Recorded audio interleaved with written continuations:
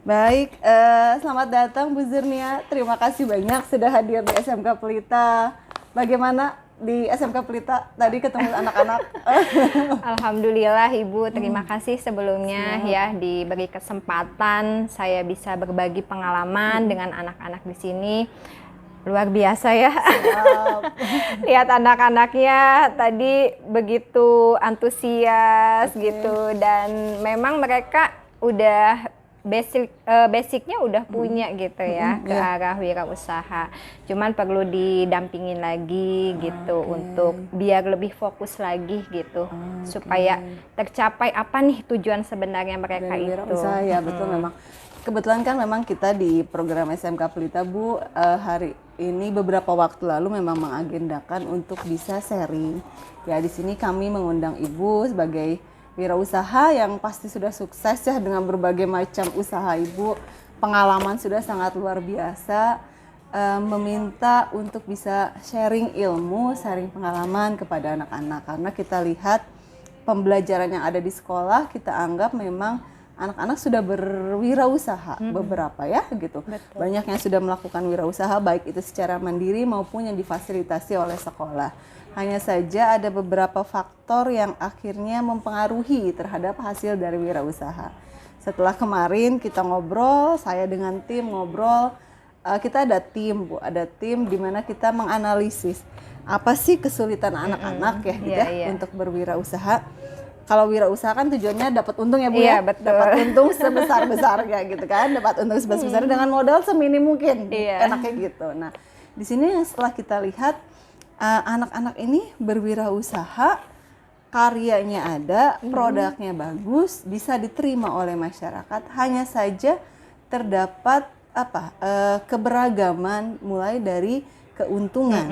Padahal ada dengan adanya program kantin kewirausahaan yang kita buat di sekolah, yaitu merupakan salah satu pembiasaan positif yang kita anggap bisa untuk meningkatkan minat anak, kemudian bisa untuk meningkatkan bernalar kritis anak. Ya, bernalar kritis dalam artian anak mencari produk sekreatif apa, ya kan? Inovasinya seperti apa, bekerja secara timnya seperti apa dengan nanti kelompoknya. Nah, hanya saja tadi ketika setelah kita ngobrol ternyata nalar kritis anak terhadap suatu produk itu hanya dipahami bagaimana produk ini enak, gitu Iya. ya. Bagaimana produk ini enak tanpa mereka memikirkan detailnya harus untungnya berapa.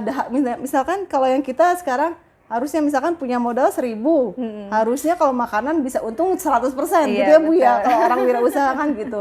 Nah kalau anak-anak ini enggak, kalau anak-anak ini yang penting makanannya enak gitu ya, kemudian Laku pengennya ya. laku, kemudian juga pengennya kemasannya yang semenarik Bagus. mungkin, tapi mereka nggak mikirin nih, mungkin modalnya cukup, tapi ketika nanti mereka mendapatkan keuntungan, harusnya misalkan modal 500.000 bisa untung jadi 1 juta, Iya. ternyata untungnya cuma 50.000. Nggak sesuai dengan Iya, nggak harapan seperti ya. itu. Jadi kan mungkin dari proses produksi terlalu tinggi Iya, costnya. iya, Nah, yang betul. jadi permasalahan di situ. Makanya setelah ngobrol, sharing dengan teman-teman, kita undang aja, saya bilang gitu kan, kepada beberapa yang kita anggap sudah berwirausaha, ya sudah berwirausaha, sudah sukses, baik itu dari segi kan kalau Bu Zurnia kan ada fashion ya Iya, macam-macam ya, betul. ya jualan makanan juga kita Jualan, udah hafal iya. luar biasa gitu kan. Nah jadi bisa sharing sama anak-anak, memberikan pengalaman karena bagaimanapun kalau pembelajaran lewat buku agak susah ya, harus enaknya supaya anak termotivasi. Di sini suatu pembiasaan positif yang kita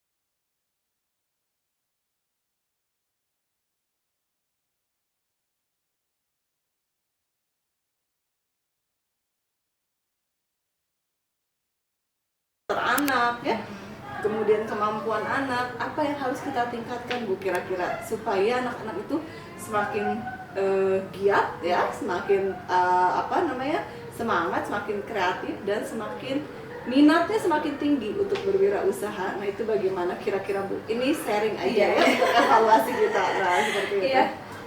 Kalau dilihat dari sisi anak ya, kemarin saya lihat itu mereka pertama memang sudah antusias gitu.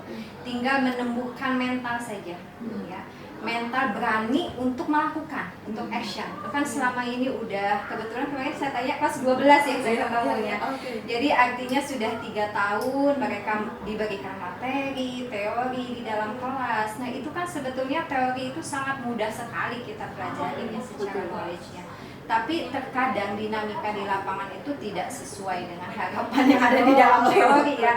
Karena kita akan menemukan berbagai hal yang mungkin tidak dipelajari, akhirnya di dunia nyatanya ada.